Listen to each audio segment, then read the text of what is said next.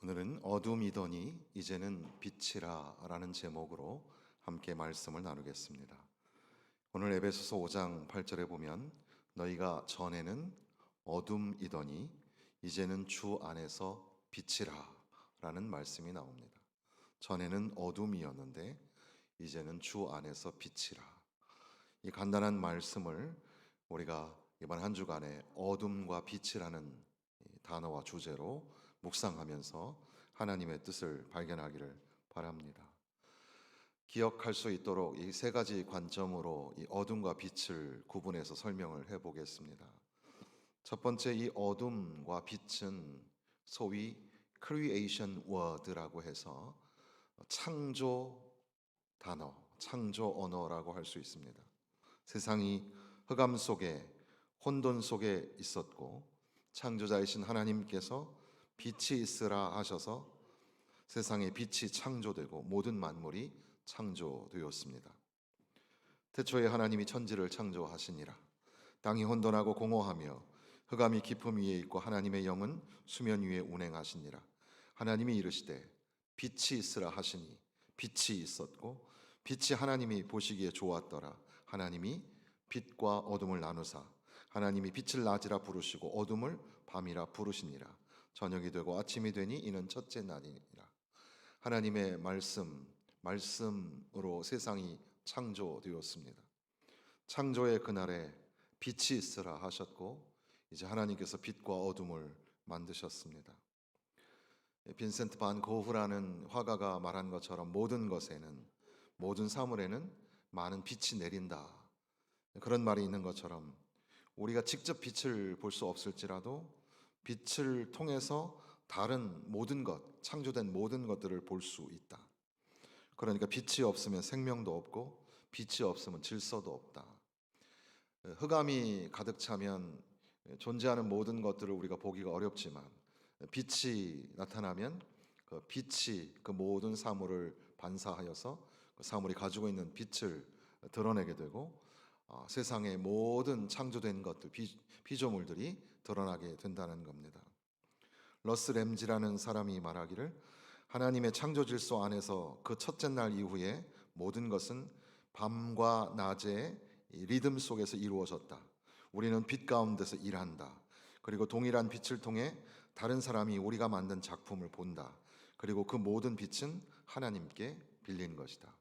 하나님이 빛을 만들어 주셨기 때문에 우리가 빛을 표현할 수 있게 되었고, 그리고 또한 하나님이 주신 그 빛을 통해서 우리는 생활하고 살아가게 된다는 것을 우리가 잊지 말아야 하는 겁니다.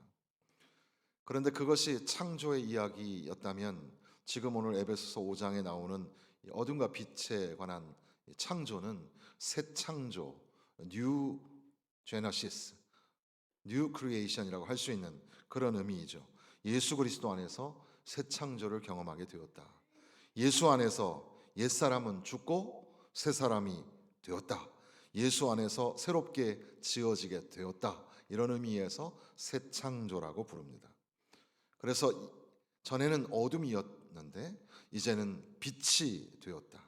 어둠으로, 어둠의 자손으로가 아니라 빛으로, 빛의 자녀들처럼 예수 그리스도 안에서 새롭게 지으심을 받게 되었다는 겁니다. 예수님을 믿으면 새 사람이 되는 겁니다. 예수 안에서 새 사람이 되고 새롭게 지으심을 받아서 그렇게 새 사람으로서의, 빛의 자녀로서의 그런 열매를 맺는 삶을 살게 되는, 그러니까 어둠과 빛, 이것은 창조와 새 창조에 관한 그런 관점에서 묵상해 볼 수가 있는 겁니다. 두 번째, 어둠과 빛은 시간과 공간의 언어라고 할 수 있습니다. 우리 인간은 시간과 공간을 넘어설 수가 없겠죠. 여기 어둠과 빛의 설명에도 시간이 나타납니다. 전에는, 그러니까 과거에는, 이전에는, 예수를 알기 전에는 어둠이었다. 그러나 이제는, 지금은, 현재는, 오늘은 예수 그리스도를 만나고 예수님을 영접하고 예수님을 믿고 예수 안에 거하고 있는 오늘은 빛이라. 전에는, 과거에는 어둠이었는데 이제는 빛이라. 이렇게 시간적인 그런 의미를 담는 겁니다. 자연 현상이 다 그렇죠. 밤이 지나면 찬란한 빛이 빛나는 아침이 찾아옵니다. 여러분, 어둠이 지나면 밝음이, 빛이 오는 것을 우리가 자연 이치로 깨닫게 하시는 하나님, 우리의 삶에도 어둠이 드리워지지만 그 어둠이 지나가고 또 빛이 환한 광명의 날이 밝아오게 되는 줄로 믿습니다. 밤에 우리 남자분들 같은 경우 군대 가서 보초를 서는 경험이 있죠. 사조 6교대, 그러니까 넷팔, 공넷, 넷팔 뭐 그런 말 있잖아요. 0시에서 4시까지, 4시에서 8시까지 보초를 서는 겁니다. 아무도 없는 초소에 올라가서 캄캄한 밤에 보초를 서는 겁니다. 도무지 그 깜깜한 밤이 지나가지 않을 것 같은데도 불구하고 시간을 자꾸 세는 겁니다. 1분 지났다, 5분 지났다, 30분 지났다. 그런데 캄캄했던 그 어둠 속에서 서서히 빛이 등장을 하고 여명이 밝아옵니다. 도무지 안 올 것 같았던 그 어둠은 서서히 부서지고 물러나면서 빛이 비추어지고 결국에는 아침이 찾아오게 되는 겁니다. 14절에 보면은 잠자는 자여 깨어 일어나라, 이런 표현이 나오죠. 사람이 잠을 잘 때가 있습니다. 밤에는 잠을 잡니다. 그런데 아침이 되면 빛이 비추이면 일어나야 하는 겁니다. 어둠이라는 시간이 지나고 빛이라는 또 다른 새로운 시간이 찾아옵니다. 이제 일어나서 그 빛의 길을 걸으면서 빛을 바라는 삶을, 그런 새로운 삶을 살아가야 할 시간이 되었다는 겁니다. 어둠은 빛을 싫어하지만 빛은 어둠을 향하고 빛은 어둠을 두려워하지 않는다는 말이 있습니다. 어둠 입장에서는 빛을 싫어할 수밖에 없겠죠. 자기의 존재가 사라지니까. 그런데 빛은 어둠을 싫어라 하지 않고 그 방향이 계속해서 어둠을 향하여 달려가고 어둠을 끌어안고 이제 도리어 어둠이 변하여 빛이 되게 한다는 겁니다. 그 어둠이 지나가고 빛이 온다는, 그러니까 과거에 매여서 살지 말고 오늘이라는, 지금이라는 시간 속에 하나님의 백성으로서 주의 자녀로 살아가야 될 줄로 믿습니다. 세 번째, 어둠과 빛, 이 단어를 묵상하게 될 때 우리는 존재론적인 은유로 우리가 이 어둠과 빛을 생각할 수 있게 됩니다. 존재론이라는 것은 아주 중요합니다. 소위 철학, 그러니까 모든 학문의 가장 궁극적인 목적이라고 하는 그 철학에는 존재론과 인식론과 가치론, 이것이 이제 철학을 형성하게 되는데 그 중에 중요한 게 존재론이죠. 그것은 아주 원초적인 철학에서부터 최근의 현대 철학에 이르기까지 다 그것을 담고 있는데, 독일어의 그 자인 운투 자이트라는 존재와 시간이라는 하이데거의 그런 철학의 주제도 있고, 실존주의 철학자들이 말하는 존재라는 것은 인간이 주도적으로, 인간이 주체성을 가지고 나는 누구인가를 묻는 것이 실존주의라고 하는데, 그런 실존이나 존재, 온통 우리 인간은 자기의 존재에 관하여 또는 하나님의 존재에 관하여 궁금해합니다. 그래서 하나님을 증명할 수 있을까? 하나님의 신존재 증명 방식. 그래서 하나님은 우리의 이성으로 증명할 수 있다, 또는 이성으로 증명할 수 없다, 그렇게 존재를 설명하려고 하고, 그것보다 더 중요한 것은 현대 철학은 우리 인간 자신, 나는 어디서 왔으며 나는 어디로 가는 중에 있고 궁극적인 장소는 어딘데 나는 과연 누구인가, 나의 존재는 무엇인가. 이 존재라는 말을 온톨로기아라고 부릅니다. 그래서 오늘날의 온톨로지라는 말을 많이 쓰는데, 그 온톨로지아의 로기아는 원래 존재론이라는 의미를 담습니다. 그런데 이제 오늘날에는 물론 이 온톨로지라는 말은 AI, 인공지능이나 그런 어떤 전산학, 정보학에서 말하는 온톨로지라는 것은 아마도 철학에서 말하는 그런 존재론이 아니라 어떤 그 기계 로봇이 어떤 단어를 이제 받아들여서 그걸 가지고 이제 활용하려면 어떤 그런 형태, 개념화된 형태를 가지고 있어야 되고, 그런 정형화된 틀을 만들어내는 것을 온톨로지라고 하는데, 결과적으로 온톨로지를 구축해서 만들어내는 결과값이 무엇인가? 그래서 그것이 인공지능이 점점 더 자기 능력을 개발하는 그런 딥러닝을 하는가, 뭐 그런 것들을 말할 때 온톨로지라는 말을 쓰는데, 어쨌든 강조하고 싶은 것은 오늘날 현대인들에게, 우리 인간에게 가장 중요한 것은 존재, 자기 존재입니다. 그래서 이 스마트폰으로 자기 얼굴을 찍고 자기 자신을 드러내려고 하고, 자기에 대해서, 그렇게 자기 자아에 대해서 굉장한 관심을 갖는 겁니다. 어둠과 빛, 이것도 존재론적으로 우리가 설명하고 묵상해 볼 수가 있는 겁니다.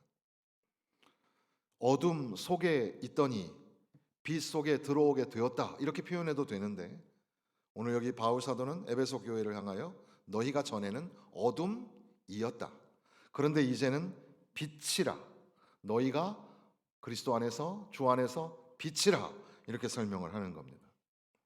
어둠이었다, 어둠이라는 존재였는데 빛이라는 존재로 변하게 되었다는 겁니다. 어둠이라는 존재, 그 존재의 양식이 무엇일까? 4장과 5장에 걸쳐서 여러 가지 단어들이 나옵니다. 어둠이 뭘까?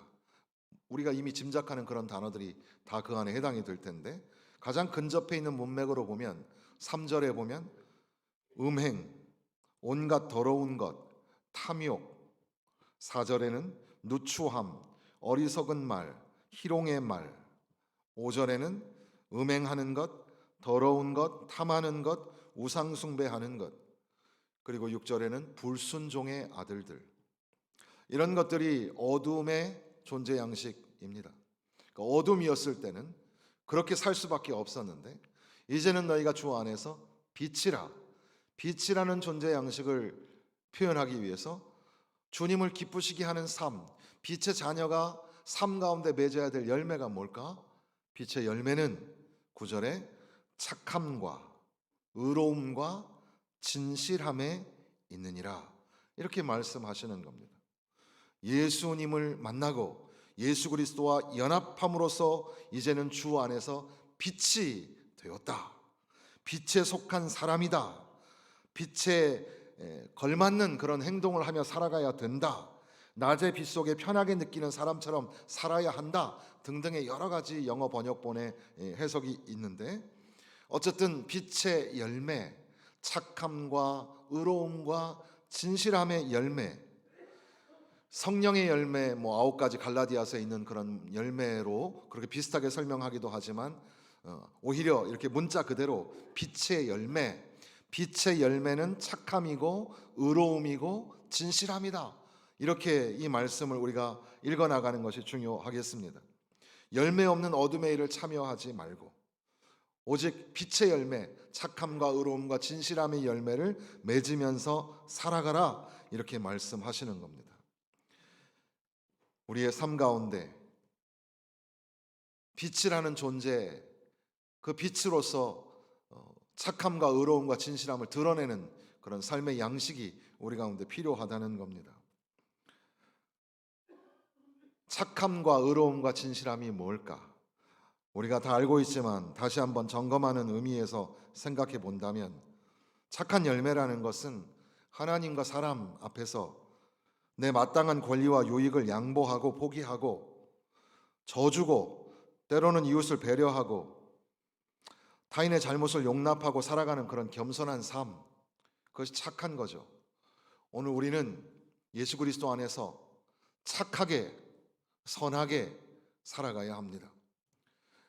어리석게 바보처럼 살아가라, 그런 말이 아니라, 우리는 예수 그리스도 안에서 빛이 되었기 때문에, 빛의 자녀들처럼 살아야 되기 때문에 우리는 착한 열매를 맺어야 합니다.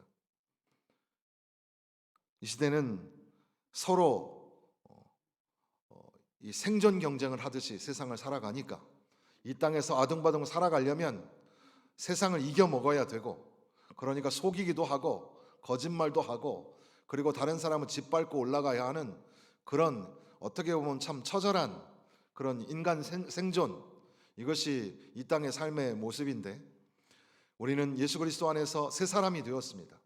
예수 그리스도 안에서 빛의 자녀가 되고 빛이라 부르심을 받았습니다. 그리고 그 빛의 열매는 착함입니다. 착함의 열매를 가지고 하나님 앞에 영광을 돌리는 저와 여러분이 되시기를 바랍니다. 두 번째는 의로움이라 그랬습니다. 의로움도 역시 같은 맥락에서 하나님 앞에서 사람 앞에서 바르게 사는 것을 의미합니다. 불의를 미워하고 악한 생각을 마음에 품지 않고 이기심을 버리고 그렇게 살아가는 것, 하나님의 말씀에 순종하기 위하여서 자신의 유익이나 자존심을 포기하는 것, 하나님의 뜻을 이 땅에 이루게 하기 위하여 순종하고 인내하고 기도하는 것, 바로 그것이 의로움입니다. 의로움의 열매를 맺는 빛의 자녀 되시기를 주님의 이름으로 축원합니다. 세 번째는 진실함입니다. 역시 같은 맥락에서 진실함, 하나님 앞에 사람 앞에 속임이 없고 거짓이 없고 외식이 없는 그런 모습으로 살아가야 합니다.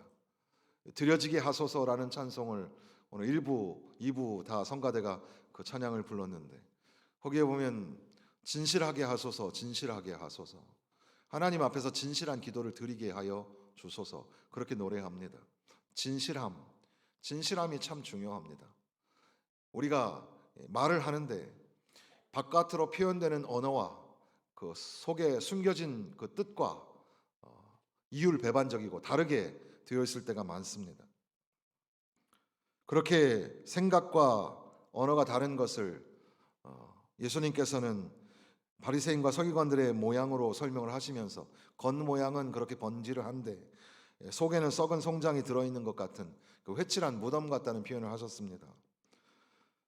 때로는 좀 부족하고 미련해 보여도 겉과 속이 같은 그런 진실한 사람이 되어야 합니다.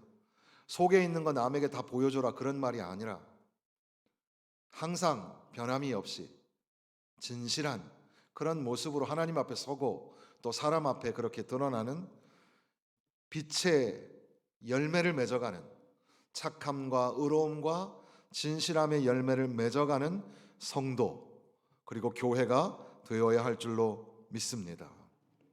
그러니까 이 어둠과 빛, 오늘 하루 또 한 주간 우리가 어둠과 빛을 묵상하는 가운데 어둠과 빛은 창조와 새 창조의 이야기이고 어둠과 빛은 과거와 오늘이라는 시간을 비교합니다. 그리고 또한 어둠과 빛은 오늘 우리 안에 주어지는 새로운 존재 양식, 그러니까 어둠의 열매를 다 내려놓고 빛의 열매를 맺으면서 살아가는 삶을 우리에게 도전하시는 거죠. 세상의 모든 것들이 어둠과 빛으로 그렇게 우리가 볼 수 있겠습니다. 그림이라는 게 그렇죠. 요하네스 얀 베르메른가 하는 화가가 있는데 그 화가의 별명이 빛의 화가라고 부르기도 하고, 그 사람이 파란색을 좋아해가지고 그 파란색 중에 하나는 베르메르 블루라는 그런 컬러가 있습니다. 그 사람 그림을 여러분들도 거의 한 번 이상은 봤을 텐데 대충 어떤 그림이냐 하면 그 한쪽으로 창이 있고 그 창에서 빛이 들어옵니다. 그리고 그 가운데 어떤 인물이 여인이나 그런 소녀나 이런 인물이 서 있는데 그것을 화가가 그리는 겁니다. 화가는 항상 그 빛이 들어오는 것들을 항상 생각하면서 그림을 그리고 있는 그런 그림이 많이 있죠. 창문이 있고 빛이 들어오는 구조, 빛을 연구하고 생각하는, 어떻게 보면 그림이라는 게 다 그렇습니다. 사진도 그렇겠습니다. 사진도 빛의 노출, 그리고 명암의 어떤 조절. 건축은 어떨까요? 건축도 역시 마찬가지로 빛이 어디서 들어오는지, 어떤 각도로 들어오는지, 방향과 각도, 빛의 방향과 각도, 이런 것들이 건축에 아주 중요하겠습니다. 모든 사물이 앞서 말씀드린 것처럼 자기의 빛을 발산하기 위해서는 빛이 필요합니다. 빛이 비춰짐으로 말미암아 모든 사물이 드러나지게 되는 거죠. 이 어둠과 빛은 참 중요합니다. 어둠에서 빛으로, 옛사람에서 새사람으로의 새 창조, 어둠이 지나고 빛으로 새로운 오늘이라는 시간으로의 그 여정, 그리고 또한 어둠이라는 존재가 아니라 빛이라는 존재, 그러니까 예수 그리스도 안에서 빛이고 빛의 자녀고, 그러니까 빛의 열매를 맺는 착함과 의로움과 진실함의 열매를 맺는, 그래서 주님을 기쁘시게 하는 성도, 주님이 기뻐하시는 교회가 되어야 할 줄로 믿습니다. 조금 맥락을 벗어난 다른 이야기 하나를 더 드리고 말씀을 맺고자 합니다. 영혼의 어두운 밤이라는 주제가 있습니다. 영혼의 어두운 밤이라는 단어는 이제 16세기에 수도사였던 십자가의 성 요한이라는 사람이 만든 단어라고 불려집니다. 성 요한, 십자가의 성 요한이라고 불리는 사람은 당시에 부패한 수도원들을 개혁하기 위하여 애를 썼던 그런 수도사였습니다. 그런데 그것을 또 반대하는 사람들이 이 성 요한을 체포해서 그래서 감옥에 가두게 됩니다. 무려 11개월 동안이나 감옥에 갇혀 있는데 그 독방은 빛이 들어오지 않는 겁니다.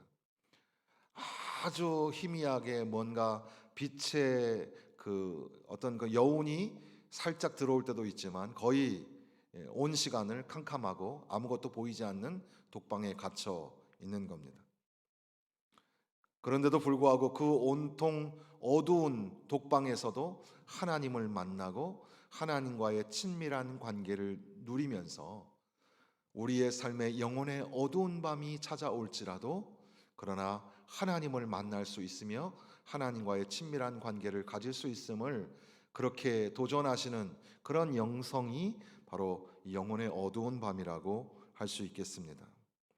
앞서 우리가 생각했던 어둠과 빛은 비교적 어둠을 부정적으로 그리고 빛을 긍정적으로 보는 그런 관점들이었습니다. 아마 바울 사도도 그런 맥락을 가지고 있었던 것 같습니다. 그런데 하나님께서는 빛도 창조하시고 어둠도 창조하십니다. 이 말은 우리가 어둠이 아니고 빛이어야 하고 빛 안에 거해야 하고 빛의 자녀로 빛을 발산하면서 살아가야 하지만 때로는 우리가 어둠에 갇혀 있을 수 있다는 사실입니다.